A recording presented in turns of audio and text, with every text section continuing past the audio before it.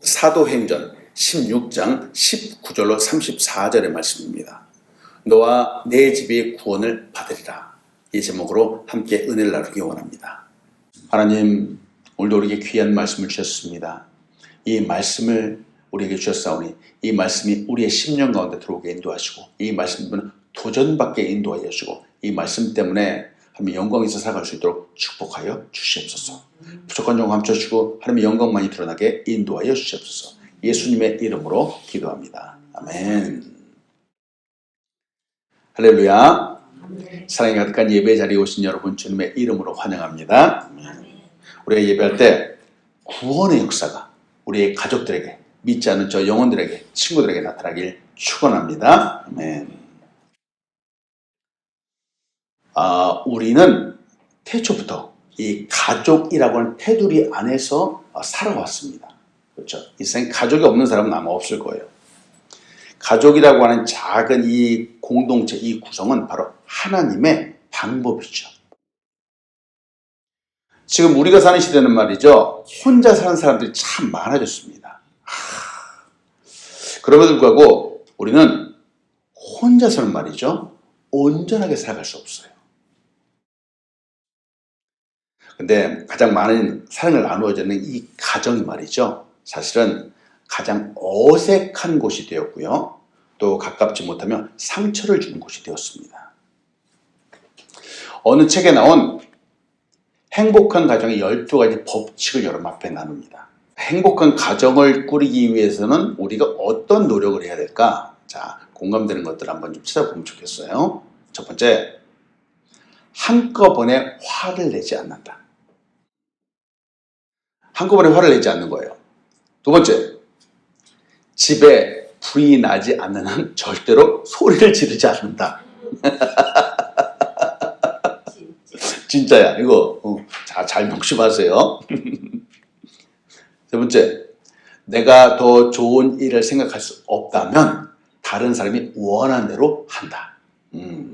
물론 좋은 아이들이 나오기도 하지만 가끔 가다가 그렇지 않은 경우도 있어요. 그러면 고집 부리지 말라는 거예요. 네 번째, 둘 중 하나를 선택해야 한다면 배우자가 훌륭하게 보이는 쪽을 선택하라는 거예요. 배우자가, 내가 말고. 또 다섯 번째, 어떤 비판을 하려거든 사랑스러운 태도로 하라는 거예요. 비판은 하지 않는 게 좋아요. 그래도 어쩔 수 없이 한마디를 하게 된다면 이거 왜 이랬어? 이렇게 소리 지르면서 그렇게 짜증 부리면서 하지 말고 정말 사랑스러운 태도로 하라는 거예요. 여섯 번째, 과거의 실수를 절대로 들추어내지 말라는 거예요. 일주일 전 거, 한 달 전 거, 1년 전 거, 10년 지난 것도 그냥 그때 내가 알아봐서 이러지 말라는 거예요. 절대로 들추지 말라는 거예요. 일곱 번째, 전 세계를 소홀히할지언정 서로를 소홀히하지 말라는 거예요. 오히려 세상에서 일어나는 일들을 보다도 앞에 있는 사람들, 함께 있는 사람들을 소홀하게 하지 말라는 거예요. 여덟 번째, 배우자에게 한 가지 이상 칭찬의 말을 하지 않고는 절대로 하루를 그냥 보내지 말라. 공감되죠? 아홉 번째, 만날 때마다 반드시 애정 어린 환영을 하라. 늘 웰컴 하라는 거예요. 만날 때만, 야, 정말 반가운 모습을 맞이하라는 거예요. 아유, 또 왔어? 그러지 말라는 거예요. 첫 번째, 화난 채로 잠자리에 들지 말라는 겁니다. 야. 또 11번째, 실수를 했을 때는 그것을 입 밖으로 내지 말고 용서를 구하라는 거예요. 이건 잘 이해가 되지 않긴 해요. 네. 12번째, 논쟁을 피하려면 두 사람이 서로 필요하다는 사실을 기억하라. 잘못한 사람이 말을 많이 할 것이다. 실수하죠. 실수해서 논쟁을 하게 되는데 보세요. 잘못한 사람이 변명을 더 많이 한다는 거예요. 말을 많이 한다는 거예요. 자, 이 행복한 가정 12가지를 좀 나눴어요. 이 중에서 나는 몇 가지가 좀 해당이 될 거예요. 혹시 아무것도 해당이 안 되진 않겠죠? 행복한 가정을 위해서, 행복한 삶을 위해서 내가 꼭 해야 되는 것들이 있습니다. 잘 보시면 좋겠어요. 여러분, 나와 함께 하는 사람들은 소중합니다. 소중합니다. 이 소중한 사람들 함부로 대하면 안 되는 거예요. 나와 가까이 있는 사람들을 아끼고 사랑하고 존중해 주어야 됩니다. 제가 가끔가다 황금줄 말씀드리죠. 나는 상대방을 존중해 주지 않는데 나는 존중받기를 원하는가? 그럴 수 없습니다. 내가 존중해 주어야지 그 사람은 나를 존중해 주는 거예요. 이게 황금률이에요. 때문에 사랑해 주고 존중해 줘야지 나도 사랑받고 존중함을 받게 되는 겁니다. 말씀을 열면서 나눕니다. 우리는 마음에 품은 사람을 생각합니다. 우리 사람들의 본능이에요. 누구든지 마음에 품은 사람을 생각하게 되었습니다. 좋은 소식을 알았다면, 복된 소식을 알았다면 이건 아마 나만 알고 있지는 않을 겁니다. 가장 쉬운 예로 우연히 어느 음식점에 가서 설렁탕을 한 그릇 먹었어요. 근데 설렁탕이 너무 맛있는 거예요. 너무 맛있는 설렁탕을 다 먹으면서 여러분 마음속에서 혹시 누군가가 생각나지 않는지요? 일반적인 사람이라면 반드시 이 설렁탕을 함께 먹을 만한 사람을 생각하게 되어 있습니다. 여기 맛집이네? 다음에는 친구하고 함께 와야지 생각합니다. 혹시 다음에는 우리 어머니 모시고 한번 와봐야 되겠다 생각하는 거예요. 혹은 다음에는 왼수 같은 남편이지만 그래도 한 그릇 먹여야 되겠다 이렇게 생각하는 겁니다. 이게 사람 마음이에요. 또 남편이 아내를 사랑한다면 그 아내도 같이 와서 한 그릇 먹어야 되겠다 생각하게 되는 겁니다. 여러분, 우리는 반드시 누군가를 생각합니다. 그 사람이 가족이건 친구이건 그래도 아는 사람이건 내 마음에 품은 사람을 생각하게 되어 있습니다. 여러분 질문하는 거죠. 내 마음에 품은 사람은 누구인지요? 아마 가장 가까운 가족일 거예요. 그리고 친구들일 거예요. 그리고 교회일 거예요. 성경에서도 말이죠. 하나님의 말씀에서도 창세기부터 요한계시록까지 그냥 개개인의 이야기만 하면서 끝나지 않습니다. 반드시 가족들의 이야기가 등장을 해요. 아담이 있었죠. 아담이 하와를 만나면서부터 가족이 되었어요. 가족을 이루었고 그 다음서부터 계속 성경에 나오는 이야기는 가족 간의 이야기들로 계속 구성되어 나가죠. 신약 성경도 마찬가지잖아요. 마태복음을 보면은 누가 누구를 낳고 또 누구를 낳고 누구를 낳고 하면서 계속 이 족보의 이야기가 나옵니다. 가족의 이야기예요. 서두에서 말씀드렸다시피 우리가 살아가는 지금 이 시대는 개인주의가 너무 커졌습니다. 가족이라고 하는 개념이 약화된 것이 사실입니다. 가족과 떨어져서 오랜 동안 연락을 하지 않는 사람도 있습니다만 그래도 여러분 생각해 보십시오. 정말로 도움이 필요하잖아요. 정말 어려운 순간이 오잖아요. 그러면 사람들은 가장 먼저 가족이 생각이 납니다. 우리 인간의 내면, 이 본질은 가족에 대한 이야기를 하지 않을 수 없는 겁니다. 오늘 성경 본문에서도 이 구원에 관한 상황에서도 나 개인은 물론 이거니와 이 가족에 대해서도 말하고 있어요. 사도행전 16장 31절로 34절이에요. 이르되 주 예수를 믿으라. 그러면 너와 내 집이 구원을 받으리라 하고 주의 말씀을 그 사람과 그 집에 있는 모든 사람에게 전하더라. 그 밤 그 시각에 간수가 그들을 데려다가 그 맞은 일을 씻어주고 자기와 그 온 가족이 다 세례를 받은 후 그들을 데리고 자기 집에 올라가서 음식을 차려주고 그와 온 집안이 하나님의 믿음으로 크게 기뻐하니라. 이야, 여기서 가족에 대한 얘기가 몇 번이나 반복되는지 모릅니다. 가족, 나와 함께 있는 사람들은 너무 소중한 겁니다. 우리가 성경 보면서 늘 함께 보아야 하는 이 개념이 바로 이 가족이라고 하는 개념이에요. 바로 공동체의 개념이에요. 우리가 믿고 섬기는 하나님은 한 분 하나님이시죠. 동시에 세 분 하나님이세요. 성부 하나님, 성자 예수님, 그리고 성령 하나님. 하나님도 함께 움직이세요. 함께 한다는 것이 얼마나 소중한 것인지 하나님이 우리에게 직접 보여주시는 분이에요. 우리 그리스도인들 말이죠. 그래서 이 공동체의 개념, 이 가족의 개념을 늘 생각해야 되는 겁니다. 저는 아직도 기억하고 있어요. 초등학교 때 버스를 탔는데 버스 안에 항상 이 말씀이 있는 거예요. 너와 내 가족이 구원을 받으리라. 이 말씀이 있는 거예요. 그때 예수 믿지 않았었어요. 그래도 그 한 말씀이 버스 앞에 딱 붙어있는 이 말씀이 얼마나 그 마음을 편안하게 만들어줬는지 몰라요. 아, 정말 저럴 수 있겠구나. 첫 번째, 우리의 고난 속에 특별한 의미가 담겨 있습니다. 우리의 삶은 그냥 삶이 아니에요. 우리 삶 가운데 어려움들을 당하죠. 근데 이 고난 가운데 말이죠.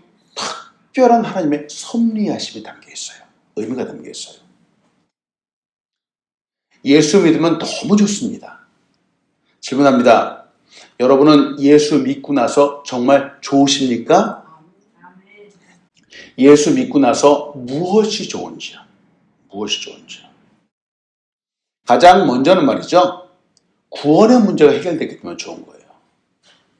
제가 늘 말씀드리잖아요. 이 구원의 문제는 내 힘과 노력과 능력으로 할 수 없습니다. 아무리 노력해도 이 구원의 문제는 내 스스로 해결할 수 없는 거예요. 할 수 없습니다. 오직 예수님만이 줄 수 있는 겁니다. 그러니 당연히 믿어야 됩니다. 예수 믿고 해서 가장 큰 기쁨 중에 하나예요. 또 예수 믿고 나서 무엇이 좋은가? 바로 의인이 되었다라고 하는 거예요. 죄인에서 의인이라는 신분을 얻었다는 겁니다. 예수님께서 십자가에서 나의 죄를 대신 지시고 죽으셨잖아요. 나의 죄값을 담당하여 주신 겁니다. 내가 죽어야 되는데 예수님이 대신 죽어주신 거잖아요. 그래서 이로 인해서 이제 죄인이었던 내가 의인이 된 겁니다. 얼마나 놀라운 역사입니까? 세상에. 이보다 기쁜 일이 어디 있겠습니까? 와. 또 하나님 아버지의 자녀가 된 겁니다. 이제 신분이 바뀌었어요. 이제는 하나님을, 전능하신 하나님을 아버지라고 부를 수 있게 된 겁니다. 하나님을 향해서 얼마든지 기도할 수 있는 겁니다. 참, 아버지 앞에서 눈물을 흘리면서 기도하는 분들이 많습니다. 하나님을 아버지로 두었기 때문에 이제는 외롭지 않습니다. 또 예수 믿고 나서 참 소망을 갖게 되었어요. 진짜 소망 말이죠. 이 세상만을 바라보는 그런 거짓된 소망 말고 천국을 바라볼 수 있게 된 겁니다. 영생에 대한 소망을 갖게 되었어요. 자, 내일, 진짜 내일에 대한 소망을 가질 수 있게 된 겁니다. 이야, 놀라운 기쁨이잖아요. 또 내 마음속에 평안이 넘쳐나는 거죠. 하나님 없는 사람에게는 평강이 없습니다. 평안이 없습니다. 왜? 이 세상만을 바라보기 때문에 그래요. 그러나 예수 믿으면은 생각이 달라집니다. 생각이 달라지기 때문에 우리 인생이 달라지는 거예요. 평화가 넘쳐나는 거예요. 하늘로부터 임하는 평화가 넘쳐나는 겁니다. 빌립보서 4장 6절 7절 우리 암송하는 말씀이잖아요. 우리 같이 한번 읽어보겠습니다. 시작. 아무것도 염려하지 말고 다만 모든 일에 기도와 간구로 너희 구할 것을 감사함으로 하나님께 아뢰라. 그리하면 모든 지각에 뛰어난 하나님의 평강이 그리스도 예수 안에서 너희의 마음과 생각을 지키시라. 아멘. 보세요. 하나님의 평강이 임한다는 거예요. 우리의 마음과 생각을 지킨다는 거예요. 이게 예수 믿으면 오게 되는 놀라운 기쁜 소식들입니다. 이 외에도 예수 믿고 나서 너무 좋은 것들이 사람마다 각양각색이에요. 늘 기쁨 가운데 살아간다는 분도 있고요. 참 여러 가지 간증들이 많습니다. 그래서 말씀드립니다. 여러분, 너무 좋은 것들도 있지만 그리스도인은 이 땅 가운데 때때로 고난도 있다는 사실을 우리는 명심해야 돼요. 그리스도인은 잘 믿어도 굳건한 믿음을 갖고 있어도 때때로 어려움을 맞이합니다. 고난이 우리에게 옵니다. 근데 예수 믿고 난 이후의 고난은 이전의 고난과 달라요. 많이 달라요. 이전에 믿지 않았을 때는 어려움이면 아유 오늘은 운이 없네 이렇게 생각했을지 모릅니다. 그러나 믿은 이후에는 다르게 생각이 되죠. 바로 우리의 고난, 우리의 어려움 속에는 특별한 의미가 담겨 있다라고 보기 때문에 그렇습니다. 특별한 의미가 담겨 있다라고 보기 때문에 그래요. 오늘 본문에서 이제 사도 바울이 등장을 합니다. 사도 바울과 함께 실라라고 하는 사람들이 등장을 해요. 바울이 기도를 하러 가는 중에 귀신 들린 사람을 만났어요. 이 귀신 들린 사람이 사도 바울을 보고 단번에 소리 지르면서 하나님의 사랑이라는 걸 알아봅니다. 사도행전 16장 17절 하반절이에요. 이 사람들은 지극히 높은 하나님의 종으로서 구원의 일을 너에게 전하는 자라 라고 말합니다. 자, 이게 누가 한 말이냐면 귀신 들리는 사람이 한 말이에요. 사도 바울을 향해서. 참 놀랍지 않습니까? 사람들은 몰라보는데 이 귀신은 알아보는 거예요.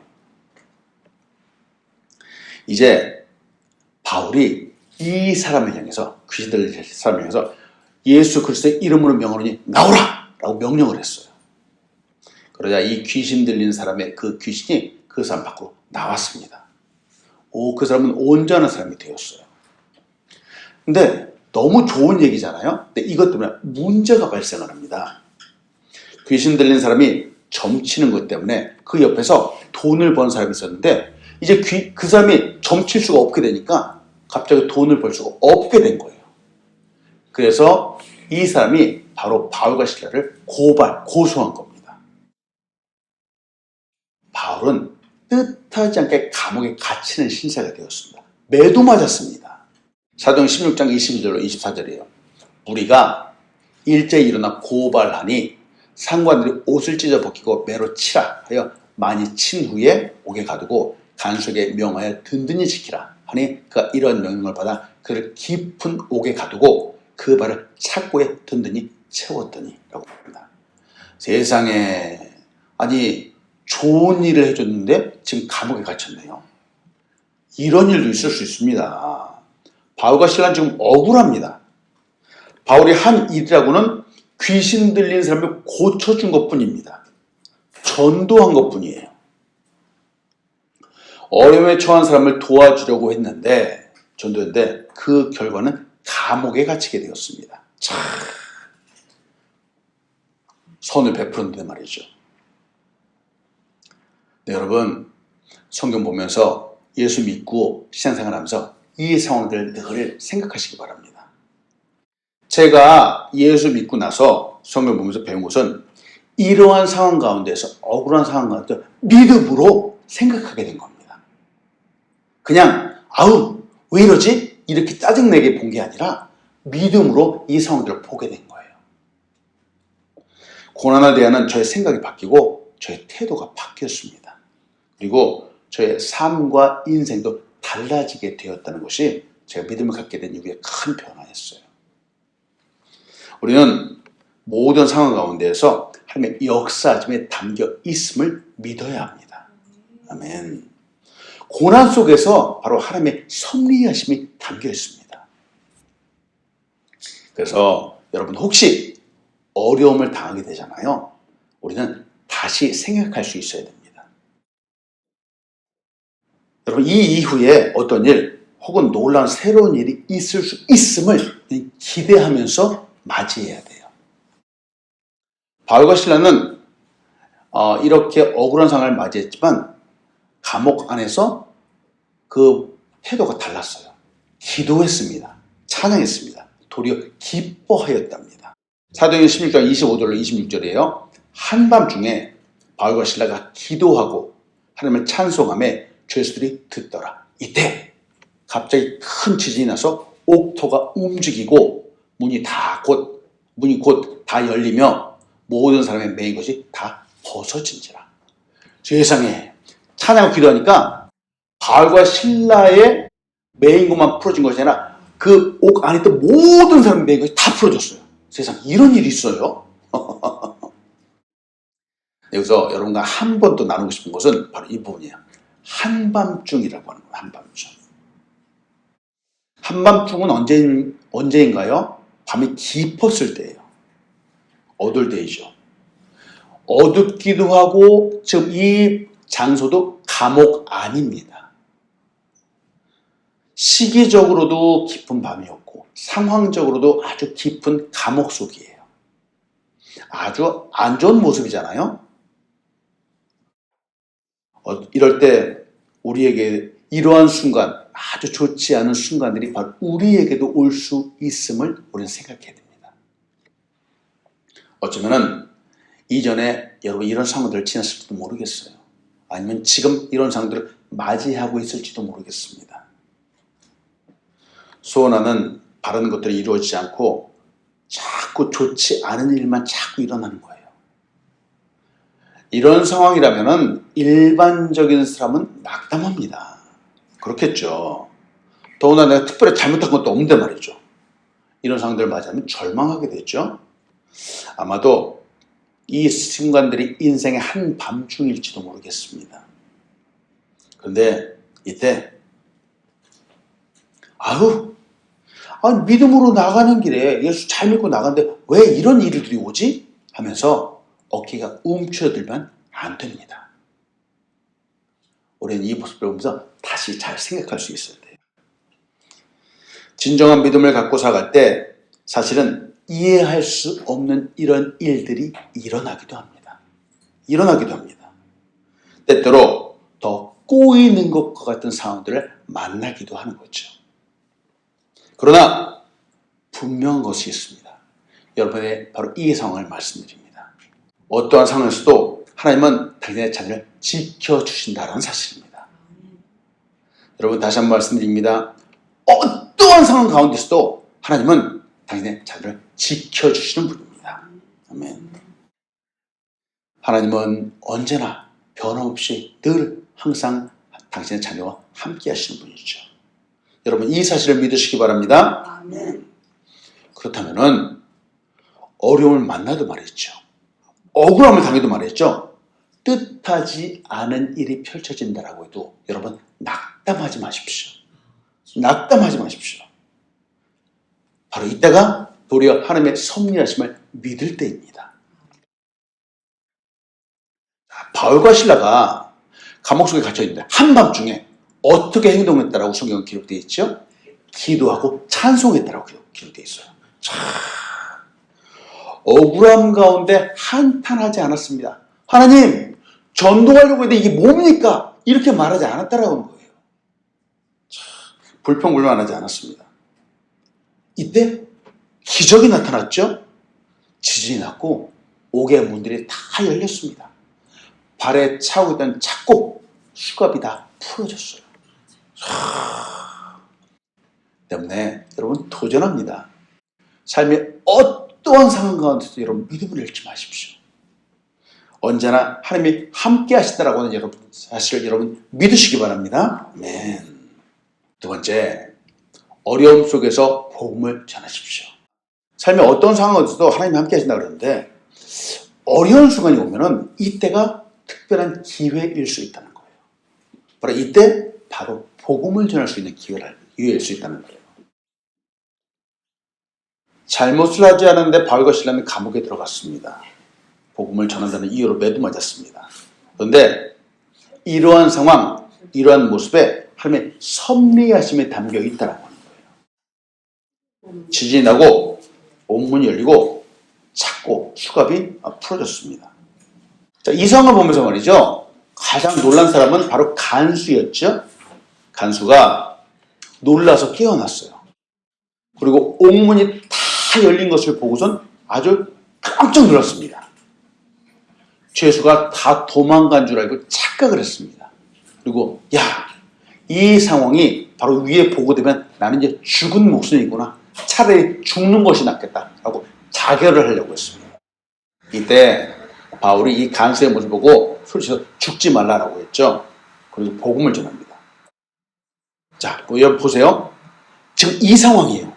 이 상황 가운데 바울은 간수에게 복음을 전하고 있다는 겁니다. 이게 말이 되겠습니까? 오, 세상에. 기가 막힌 상황에서 지금 예수님을 전하고 있다는 겁니다.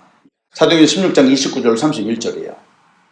간수가 등불을 달라고 하며 뛰어들어가 무서워 떨며 바울과 실라 앞에 엎드리고 그들을 데리고 나가 이르되 선생들이여 내가 어떻게 하여 구원을 받으리까 하고는 이르되 주 예수를 믿으라. 그러면 너와 내 집이 구원을 받으리라 하고 바로 이 상황에서 그 유명한 말씀 너와 내 집이 구원을 받으리라고 말씀이 나온 겁니다. 위기의 상황에서 정말 고난의 상황에서 역경에서 어려움의 상황에서 말이죠. 생각해 봅니다. 감옥에 문이 열렸다라고 하는 이 뜻은 어쩌면 도망갈 수 있는 기회일 수 있습니다. 그렇겠죠. 근데 바울과 실라는 도망가지 않았어요. 도리어 감사하며 기다렸습니다. 하나님의 섭리하심을 바라보았다는 거예요. 이것이 도리어 한 영혼을 구원하는 기회가 되었고 그리고 한 집안 사람들 모두가 구원받게 되는 놀라운 역사가 되었다고 하는 겁니다. 이 상황이 말이죠. 앞에 보이는 이 배는 바로 타이타닉호입니다. 1912년 4월달 타이타닉호가 큰 빙산에 부딪혀서 침몰하고 있었습니다. 이 타이타닉호에 바로 존 하퍼 목사님이 타고 있었어요. 그의 가족들이 타고 있었어요. 이 존 하퍼 목사님은 가라앉는 배에서 딱 구출되어서 몇 되지 않는 구명정에 타고 있었습니다. 근데 이 하퍼 목사님은 5살짜리 딸이 있었어요. 딸을 구명 보트에다 딱 태우고 자신이 입고 있던 구명 조끼도 벗어 다른 사람이 입혔습니다. 그러고선 이 하퍼 목사님은 물에 뛰어들었어요. 그리고 주변에 두려워하는 사람들에게 복음을 전하기 시작했습니다. 수백 명의 사람들이 구조를 기다리고 있는데 하퍼 목사님은 헤엄을 쳐서 한 사람 한 사람에게 가서 복음을 전하기 시작했어요. 그리고는 두려워서 떨고 있는 사람들에게 이렇게 말하는 거예요. 주 예수를 믿으십시오. 그러면 구원 얻을 것입니다. 또 저쪽에 헤엄쳐가서 주 예수를 믿으십시오. 그러면 구원을 얻을 것입니다. 또 저쪽에 헤엄쳐가서 주 예수를 믿으십시오. 그러면 구원을 얻을 것입니다. 라고 복음 전하기 시작했어요. 그 차가운 바닷물에서 말이죠. 자기도 죽어가면서 말이죠. 이후 시간이 흐른 후에 타이타닉 생존자 모임에서 캐나다 출신의 한 남자가 간증을 합니다. 저는 존 하퍼 목사님의 마지막 회신자입니다. 라고 자기를 소개하는 거예요. 그러면서 저는 처음에는 이 하퍼 목사님의 말을 거절했습니다. 그러나 하퍼 목사님이 다시 물어보았을 때 그때 그리스도를 영접했습니다. 라고 간증을 했습니다. 이 사람은 이 하퍼 목사님이 마지막 순간까지 정말 예수님을 전하다가 저체온적으로 이 차가운 물에 가라앉는 모습까지 다 목격했습니다. 여러분, 우리의 매일매일의 이 순간은 소중합니다. 특히 이 고난의 순간, 어려운 순간은 더욱 소중합니다. 어쩌면 그 순간 속에 하나님의 역사심이 담겨 있을 수 있기 때문에 그렇습니다. 그 순간이 복음을 전할 수 있는 저의 찬스일 수 있기 때문에 그렇습니다. 디모데후서 4장 5절은 우리 이렇게 도전합니다. 그러나 너는 모든 데 신중하여 고난을 받으며 전도자의 일을 하며 내 직무를 다하라 라고 말합니다. 이상하잖아요. 고난을 받으며라는 것도 딱 하나의 명시되어 있어요. 여러분, 복음을 전하면서 살아가는 삶, 믿음을 갖고 살아가는 삶은 쉽지 않습니다. 고난도 같이 옵니다. 우리는 할 수만 있으면 모든 사람에게 복음을 전해야만 됩니다. 우리는 할 수만 있으면 어떠한 상황 가운데서도 복음을 전해야만 합니다. 예수님을 전하여 영혼을 구원의 길로 인도하는 우리 한 사람 한 사람 되기를 축원합니다. 아멘. 처음에 가족에 대한 이야기를 드렸어요. 여러분, 복음을 전하기 가장 힘들고 어려운 대상이 바로 우리 가족들이에요. 가족들이에요. 왜 가족에게 복음을 전하기가 이렇게 힘들죠? 가족은 나의 부족한 부분들을 너무 잘 알고 있기 때문에 그렇습니다. 가족에게 예수님을 전하고 전도하기 위해서는 먼저 나 자신이 진짜 믿음을 갖고 있는 사람이라는 걸 보여주어야 돼요. 그래서 힘든 거예요. 내가 말로만 믿고 있는 사람이 아니라는 걸 증명해야 돼요. 즉 고난 앞에서, 어려움 앞에서 이전의 모습을 보이지 말아야 됩니다. 세상 사람들처럼 반응하면 안 되는 겁니다. 믿지 않는 가족은 이전의 모습과 똑같은 모습일 때 전혀 그들의 마음이 움직이지 않습니다. 믿지 않는 가족이 우리를 보고는 우리 어머니 진짜네? 라고 이렇게 생각할 수 있어야 돼요. 그래야지 우리 교회 가자 그래야지 그 말이 효과가 있는 거예요. 우리 아버지 이전과 모습이 달라졌네? 라고 해야지 그 말 한마디 한마디가 영향력이 있는 겁니다. 이야, 우리 아들, 딸들 정말 교회 가더니 많이 달라졌네 라는 이런 모습을 보여주어야지 그 영혼을 인도할 수 있는 겁니다. 그런데 교회는 간다라고 했는데 이전의 모습이 똑같으면 이게 어떻게 영향력이 있겠습니까? 우리의 모습, 우리의 믿음을 속일 수 없는 곳은 가정입니다. 나랑 가까이 있는 사람들이에요. 나랑 멀리 있는 사람들, 가까이 보는 사람들은 얼마든지 속일 수 있어요. 근데 늘 함께 있는 사람들에게는 결코 속일 수 없는 겁니다. 그래서 진짜 진실함을 보여주어야 되는 거예요. 여러분, 어쩌면 어려울 때 고난 앞에서 믿음으로 진짜 믿음 반응하는 나의 모습이 큰 역사를 이루어낼 수 있습니다. 우리의 모습, 우리의 태도, 우리의 언어를 통해서 바로 우리의 가족들 한 사람 한 사람이 구원되기를 간절히 축원합니다. 아멘. 말씀했습니다. 예수님의 십자가를 나를 넘어서 가족에 전하는 우리 한 사람 한 사람 되기를 축원합니다. 가족은 나와 가장 가까이 있는 사람들이죠. 근데 다시 생각하면 하나님께서 나에게 주신 영혼들이에요.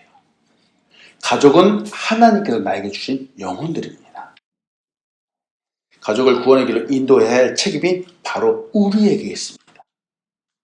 요즘 십자가를 잘 전해야 되죠. 가족에게, 사랑하는 사람에게 가장 소중한 것을 전해주어야만 됩니다. 한 동네에 좁은 이 길을 맞대고 두 집이 있었습니다. 사람 두 집이 있었어요. 한 집은 중년 부부가 살고 있었는데 세상에 그 집은 매일같이 부부싸움을 하는 거예요. 저녁 때가 되잖아요. 아주 집안 소리 지르는 소리가 담장을 넘어서 그 길을 넘어서 막 그 건너편의 집까지 들려오는 겁니다. 그런데 다른 앞집은 젊은 부부가 살았는데 시부모를 모시고 살았어요. 아이들도 같이 살았어요. 근데 1년 365일이 지났는데 한 번도 싸우는 소리가 들리지 않는 거예요. 도리어 웃고 깔깔거리고 재밌어하는 소리들이 담장을 넘어오는 겁니다. 어느 날 그 늘 싸우는 중년 부부가 건너집으로 갔어요.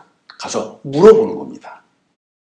대체 어떻게 많은 식구들이 싸움 한 번 하지 않고 살아갑니까? 하고 물어봤어요. 그러자 이 앞집 사람이 웃으면서 말을 하는 겁니다. 우리 집에 싸움이 없는 이유는 모두 나쁜 사람들만 모여있기 때문입니다. 말하는 거예요. 이게 무슨 소린가? 아니, 맨날 웃는데 어떻게 나쁜 사람들입니까? 하고 물어봤어요. 그러자 이제 남편이 얘기를 하는 거예요. 가령 제가 방 한가운데 놓이는 물그릇을 엎으면은 저는 이렇게 말했죠. 아유, 내가 부족해서 부주의해서 그랬으니 내가 잘못했어 라고 말합니다. 그러자 그러면 아내가 이렇게 말해요. 아니에요. 당신 잘못이 아니라 빨리 치우지 못한 저의 잘못이에요 라고 말하는 거예요. 그러면 이때 또 시어머니가 이렇게 말한다는 거예요. 아니다 얘들아, 나이 쌀이나 먹은 내가 옆에 있으면서도 그걸 그대로 보고만 있었으니 내 잘못이다 이렇게 말한다는 거예요. 가족들 모두가 아유 내 잘못이야 난 나쁜 사람이야 이렇게 말하기 때문에 가정 가운데 웃음이 넘쳐난다라고 하는 겁니다. 아유 가족 모두가 자제해서 나쁜 사람이 되려고 한다는 거예요. 참. 그러니 싸움을 하고 싶어도 싸움을 할래야 할 수가 없다는 거예요. 가족은 내 아이의 마음에 품은 사람들이에요. 사랑하는 사람들이죠. 여러분 이 가족에게 예수님을 전하는 것은 가장 큰 선물입니다. 오늘도 우리를 통해서 우리의 가족이 구원받고 또 함께 있는 사람들이 구원받게 되기를 축원합니다. 이 놀라운 축복의 삶을 잘 감당하는 우리 한 사람 한 사람 되기를 축원합니다. 네, 기도하겠습니다. 하나님 가장 복된 소식, 이 구원의 기쁜 소식이 우리 가족들에게 전해져야 되겠습니다. 우리 한 사람 한 사람 뜨거운 열정으로 예수님의 복음으로 가득하게 인도하여 주시고 우리 주변에 아직 믿지 않는 영혼들, 특히 가족들, 우리 주변 친구들을 잘 인도하는 우리 사람들 되도록 축복하여 주시옵소서. 정말 충만하게 역사하여 주시옵소서. 예수님의 이름으로 기도합니다. 아멘.